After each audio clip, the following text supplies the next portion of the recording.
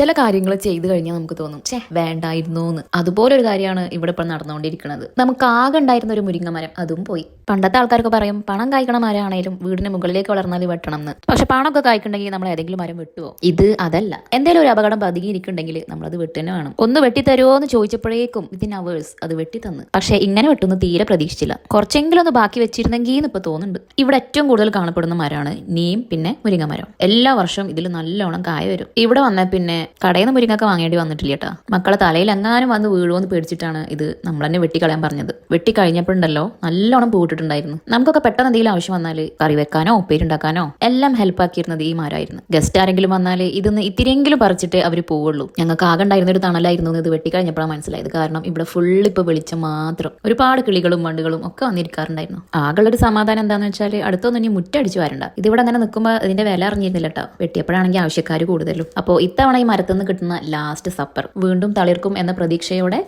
കാത്തിരിക്കാം.